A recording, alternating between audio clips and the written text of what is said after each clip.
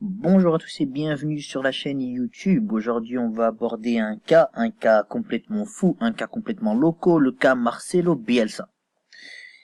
Donc, Marcelo Bielsa, qui est-ce? Marcelo Bielsa, c'est un technicien argentin, donc un entraîneur argentin, connu dans le monde du football, respecté par les plus grands, Guardiola, Cruyff.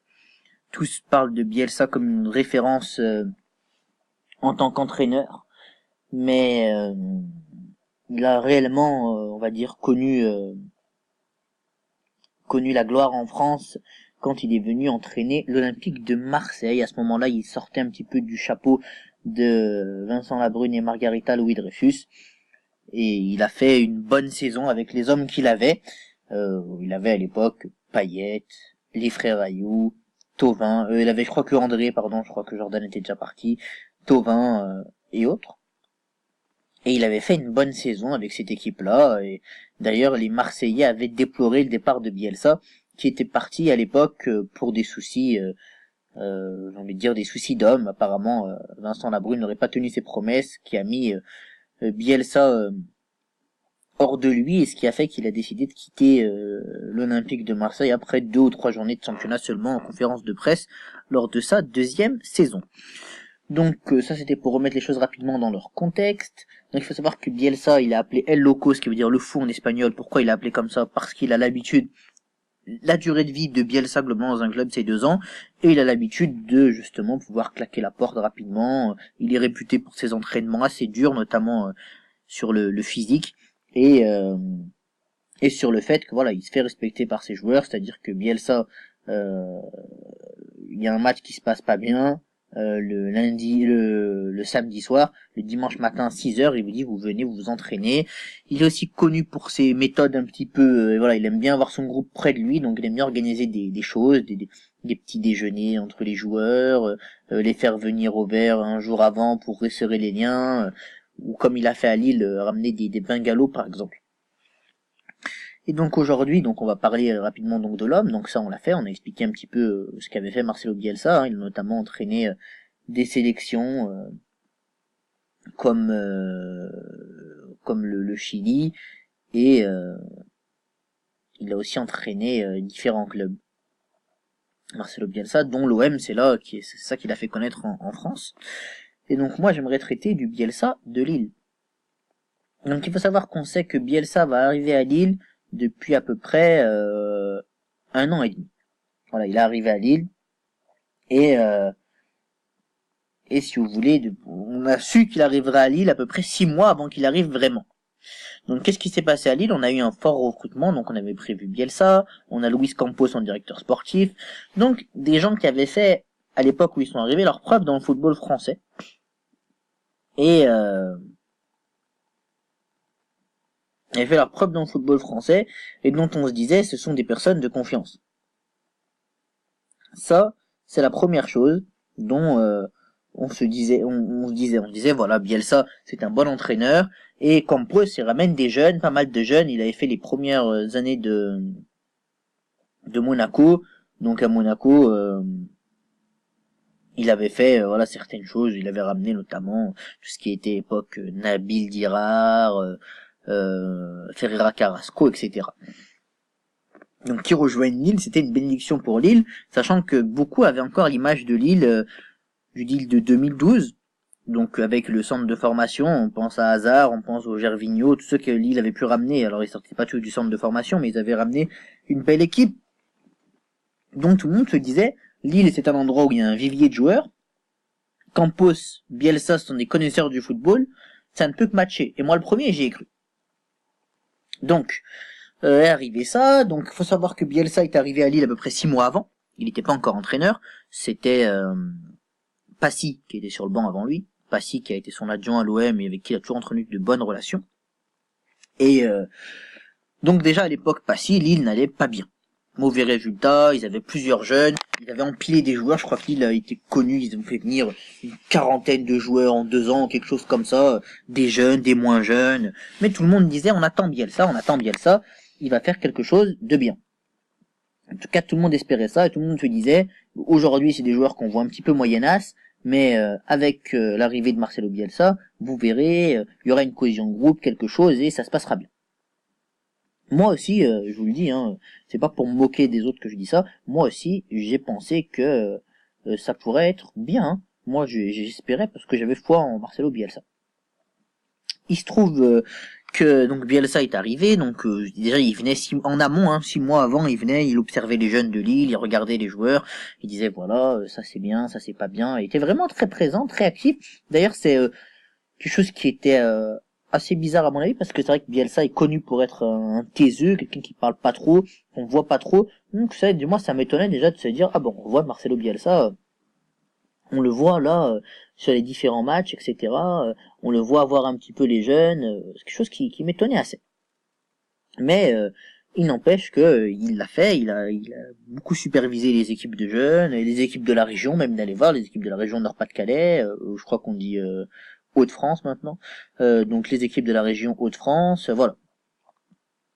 Ensuite il est arrivé, et donc tout le monde s'est dit, on va s'attendre à un jeu à la Bielsa, c'est-à-dire un jeu chatoyant, assez offensif, et sur l'impact physique. Il est arrivé, premier match, Bielsa-Ranieri. 3-0 pour Lille. 3-0 pour Lille qui met 3 buts avec des buts de mémoire Alonso, Depréville et El Ghazi, je crois. Donc tout le monde se dit waouh. Là le Lille de Bielsa, il est chaud, il va falloir compter sur lui. Moi aussi je disais ça, il va falloir compter sur lui. Second match, ils jouent à la Méno face à Strasbourg, ils perdent 3-0. Ensuite, ils affrontent Caen chez eux. Donc à Lille, au grand stade de Lille, au stade Pierre-Mauroy, je crois qu'il s'appelle, ils perdent 2-0. Ils vont face à Angers, ils vont à Angers, ils font un nul 1-1. À Bordeaux, 0-0. Ils affrontent Guingamp, ils perdent. Ils vont à Monaco, ils affrontent Monaco chez eux à Lille, ils prennent une raclée, 4-0. Ils font un nul contre 3. Ils perdent contre Rennes. Alors là, déjà, quand vous perdez contre Rennes, je rigole, les supporters rennais, en foot amitié, quand vous perdez contre Rennes, ça va plus. Ils se qualifient in extremis en coupe face à Valenciennes au tir au but, 5-4. Ils retrouvent l'Olympique de Marseille, ils perdent contre Marseille. Enfin, ils gagnent enfin après un nombre de matchs incroyable face à Metz, 3-0. Puis on croit à une bonne série, ils battent Saint-Etienne, 3-1. Donc là, on se dit, ça y est, le Bielsa de Lille s'est réveillé. Le Lille de Bielsa ou le Bielsa de Lille, c'est pareil, hein, vous me direz. S'est réveillé. Et puis ensuite, ils vont à Amiens, ils perdent 3-0. Ils vont à Montpellier, ils perdent 3-0. Là, on se dit, il y a un problème. Ils avaient été sur une bonne série, et puis ils prennent 3-0, ils mettent pas de but, ils ont une défense en carton. Où est l'esprit Bielsa, où est la grinta, où est l'équipe, voilà. C'est ce qu'on se demande, c'est ce que je pense tous les supporters se sont demandés. De là, on peut faire déjà un point classement. On se rend compte qu'il est 19e, 14 matchs joués, 12 points. 12 points, donc 19e, ça veut dire que pour moi ils sont en Ligue 2. Hein. Sachant qu'en Ligue 1, voilà, le 18e va en barrage, face au 3e de Ligue 2. Mais donc ça veut dire que là ils sont un peu en barrage, sachant que le 18e c'est Nice, pardon. Et donc que Nice, voilà, ça va être dur à rattraper. Il y a Nice, il y a Strasbourg devant, il y a Angers. Donc oui, c'est pas immuable comme situation. Mais c'est pas ce qu'on attend de Lille. D'abord parce qu'ils ont fait un recrutement énorme. Ça, c'est une chose qu'il faut se dire. Ils ont recruté beaucoup de joueurs sur l'année et demie qui vient de passer. Donc ça, c'est une des premières choses. Et surtout, ils ont recruté beaucoup de joueurs. Et surtout, c'est pas le standard de l'équipe, quoi. Lille, c'est une saison où ça va pas bien. À mes yeux, à moi, Lille, c'est 10e. Voilà. Lille, c'est milieu de classement, ça va pas bien. Et si ça va bien, ça peut jouer, voilà, le top 5, hein. Moi, je pense que ça peut jouer le top 5. Donc, on va venir à la question que tout le monde se pose. Parce que du coup, il a été suspendu de ses fonctions, Marcelo Bielsa. On va venir à la question que tout le monde se pose. Bielsa est-il surcoté? Moi, j'ai envie de dire non.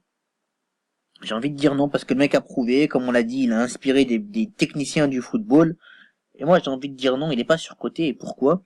Parce que Marcelo Bielsa, voilà, là, il est arrivé dans une équipe qu'il connaissait pas, dans un environnement qui, à mon avis, est pas au top pour lui. Je pense que le nord de la France, pas forcément ce qui lui va. Il aime bien Bielsa parce que c'est un Argentin, il a le sang chaud à voir, un public qui le suit derrière. C'est pour ça qu'il était très heureux à Marseille parce qu'il y avait dans les tribunes des fous comme lui, et que là, à Lille, c'est un petit peu plus calme. Je pense que les conditions climatiques ne doivent pas être faciles pour lui non plus. Donc ça, c'est une autre chose. Je pense qu'il est surtout venu pour faire plaisir à son ami dont j'ai oublié le nom, le président de Lille, Garcia, je crois, qui s'appelle, je crois. Lopez, pardon, Gérard Lopez, voilà. Gérard Lopez, parce qu'il est surtout venu pour ça, pour lui faire plaisir. Même si y en a qui disent que oui, Bielsa, c'est pas du genre à se faire influencer, nanana. Moi, je pense qu'il est surtout venu pour ça, qu'il s'est pas rendu compte de l'ampleur du travail qu'il y avait à faire, qu'on se rend pas compte de la faiblesse de l'effectif qu'il y a à Lille, parce que malheureusement, il y a un vivier, mais il est mal exploité, donc il y a une faiblesse d'effectif, et il y a une refonte, à mon avis, qui doit être faite du point de vue centre de formation, etc. Donc la question qu'on peut se poser, c'est celle-ci. C'est Marcelo Bielsa surcoté, pas surcoté? Donc moi, comme je disais, à mon avis, Bielsa, c'est pas surcoté. Parce qu'il a fait ses preuves, c'est qu'il est dans un environnement assez hostile, dans lequel il n'a pas l'habitude. Sur des équipes, je pense qu'il n'attendait pas, une telle faiblesse, une telle faiblesse technique, tactique. Je pense qu'il y a une culture entière qui est à refaire, et que c'est pour ça qu'il n'obtient pas les résultats qu'il doit avoir, donc il a été suspendu là par le LOSC. Donc c'est dommage à mon avis de se priver d'un entraîneur tel que Marcelo Bielsa, et c'est triste pour le football français. Je pense que ceux qui disent que voilà, Marseille, il a obtenu des résultats, comme je dis, je pense que c'est le contexte marseillais qui allait bien à Marcelo Bielsa, et l'effectif qu'il avait, qui était un effectif de grande qualité, quand même. Avec Gignac, avec Ayou, avec Thauvin. Et donc je pense que moi, c'est ça qui fait toujours que, malheureusement, Bielsa ne s'en sort pas. À Marseille. À Lille, pardon. Et à mon avis, il ne s'en sortira pas. Mais lui a envie de rester. Il ne fait que dire qu'il veut rester, qu'il veut rester, qu'il veut rester, qu'il veut rester. Maintenant, moi je le dis, à mon avis, faut pas insister quoi pour lui. Même si lui aimerait faire un projet de refonte, je crois que LOSC n'est pas prêt à ça. Je crois que les Français en général, hein, les supporters français ne sont pas prêts à ça, avoir un entraîneur, parce que nous on a trop la culture du résultat. On n'a pas la patience.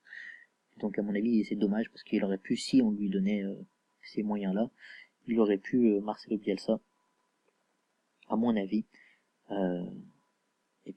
permettre à Lille d'avoir un grand club. Je pense que vous laissez Bielsa un an dans un club, il en fait vraiment quelque chose de bien. Voilà. Donc ça c'est l'avis que je veux donner sur le cas Marcelo Bielsa. Écoutez, je vous remercie d'avoir regardé la vidéo. Si vous avez bien aimé, n'oubliez pas de liker, de partager, de commenter. On est de plus en plus nombreux sur la chaîne, ça fait très plaisir. J'espère que la vidéo vous a plu. N'hésitez pas les supporters de Lille à vous exprimer dans l'espace commentaire. Les autres aussi, les partisans ou ceux qui sont contre Bielsa. Bien sûr, faites ça dans le respect et la bonne humeur. Bonsoir.